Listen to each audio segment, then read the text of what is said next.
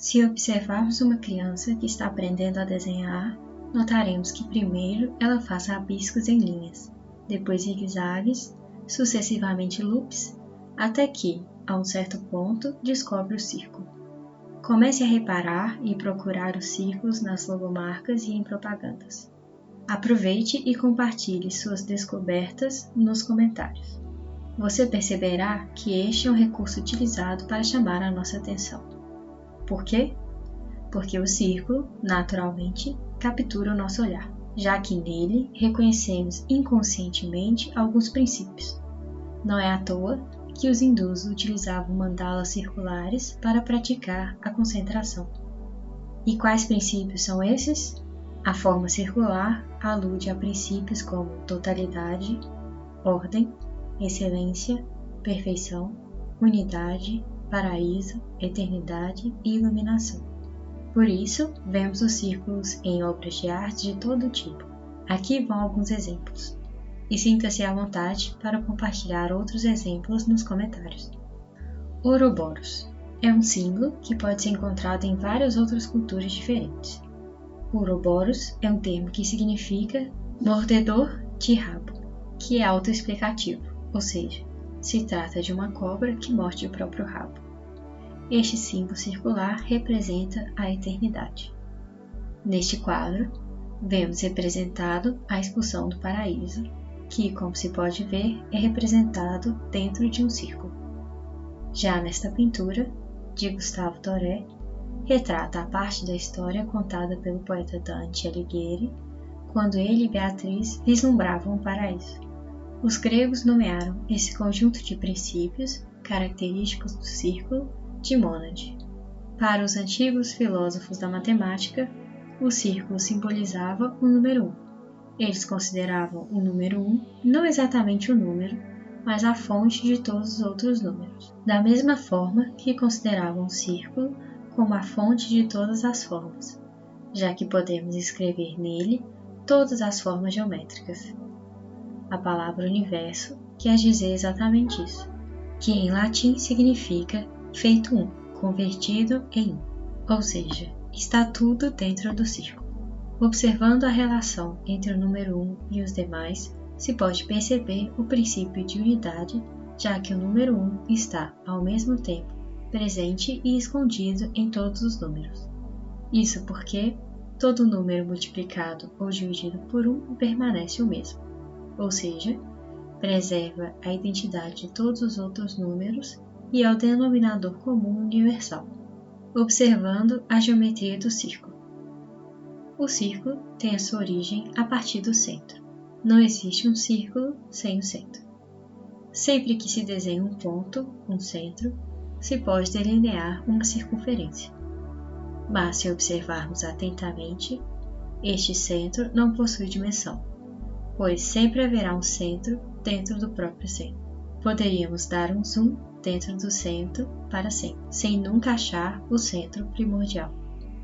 Portanto, o círculo se expande de um centro adimensional, de lugar nenhum, formando a circunferência, que, por sua vez, é composta por infinitos pontos. O centro é como uma semente que se expande e forma o círculo.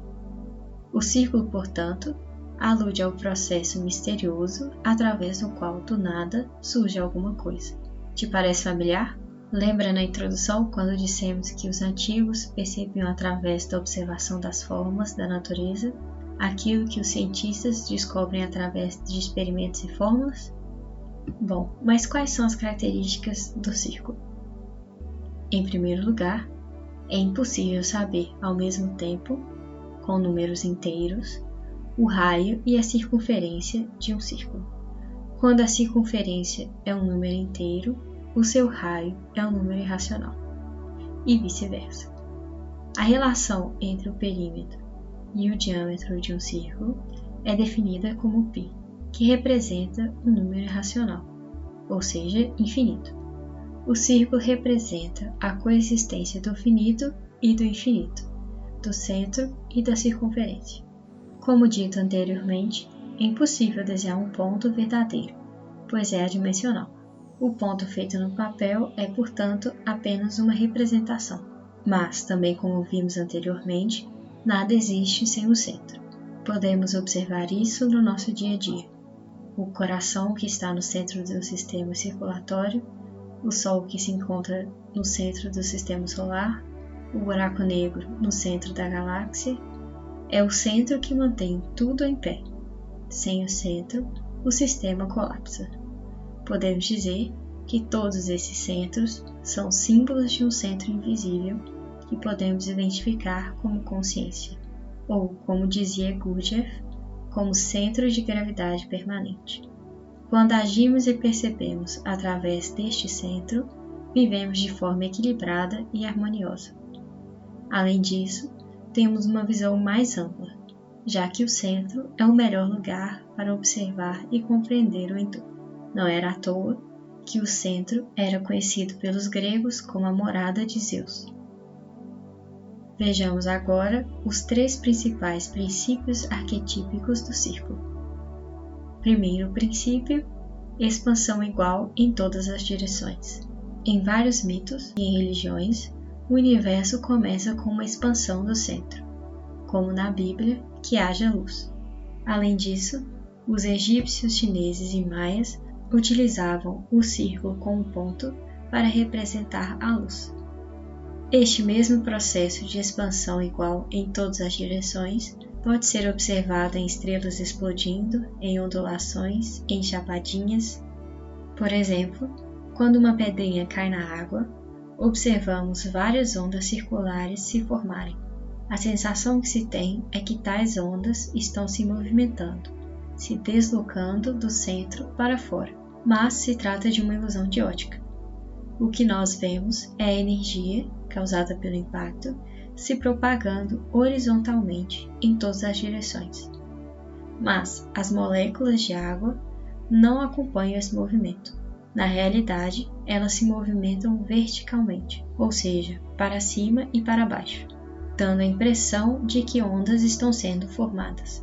Se você colocar um barquinho de papel onde estão as ondas, perceberá que ele se move apenas na vertical, mas não sai do lugar. Se pode observar esse padrão de círculos concêntricos quando observamos o interior do tronco da árvore. Segundo princípio, ciclos. Enquanto o centro é imóvel, a circunferência se movimenta criando ciclos. Tal princípio é simbolizado em várias culturas pela roda. Já que ciclos são o princípio da mônade, estão presentes por todo o universo. Estações do ano, respiração, circulação do sangue, ciclo do desenvolvimento das plantas, ciclos da lua, ciclo das rochas, ciclo da água, oxigênio e nitrogênio. Todo ciclo tem um momento de alto e baixo, picos e vales. A ascensão e a queda de impérios, a quantidade de luz solar durante o dia, ou as nossas emoções, que aumentam até chegar a um pico e depois diminuem. Os ciclos, as oscilações, estão por toda parte, mas nós nos damos conta apenas de uma fração. Isso porque o nosso sistema nervoso não é capaz de perceber certas frequências. Por exemplo, a sensação que temos é que os objetos são sólidos, mas, na verdade, as moléculas que os compõem estão vibrando a uma velocidade extremamente alta que não conseguimos captar. Por isso, parecem sólidos, como um ventilador, que depois de atingir uma certa velocidade, aparenta ser constituído de um disco sólido.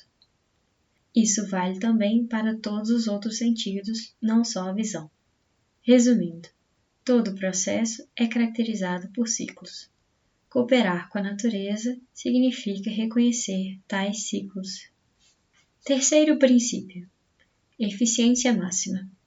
Tal princípio está relacionado com o espaço dentro do círculo, o espaço entre o ponto adimensional, o nada, e a circunferência, o tudo. O círculo expressa a organização mais eficaz e prática do espaço. Dentre todas as formas geométricas, o círculo é aquele que consegue abranger o maior espaço usando o menor perímetro, ou seja, eficiência máxima. O círculo é aplicado em muitas situações justamente por este motivo, mas não nos damos conta porque estamos acostumados. Aqui vão alguns exemplos e, como sempre, comece a reparar e, se quiser, compartilhe aqui nos comentários os exemplos que você encontrou no dia a dia. Escudos. O escudo circular permite a maior área de proteção, utilizando ao mesmo tempo a menor quantidade de material, tornando-o assim o mais leve possível. Por este mesmo motivo que os soldados, com seus escudos, formavam um círculo em batalha, para proteger a maior área com a menor exposição. Copos. Um copo cilíndrico consegue conter uma maior quantidade de líquido do que um copo quadrado ou hexagonal, feito com a mesma quantidade de material. Pratos. Pratos redondos podem conter uma quantidade maior de comida e, ao mesmo tempo, diminui as chances de a comida escapar pelas beiradas. Pizzas. Uma pizza redonda contém a menor quantidade de massa, cobrindo ao mesmo tempo o maior espaço, sem falar de uma área maior para colocar recheio. Mesa redonda. A mesa redonda possibilita que sejam colocados uma maior quantidade de pratos, além de aludir à igualdade entre os participantes. Não é à toa que nas lendas do rei Arthur, os cavaleiros se sentavam em uma mesa redonda. Conclusão. As três partes do círculo, centro, circunferência e raio, correspondem, portanto, aos três princípios da mônade: expansão homogênea, ciclos e espaço eficiente. Estes princípios se encontram por toda parte, tanto na natureza quanto na nossa forma de agir, de pensar e nas criações humanas.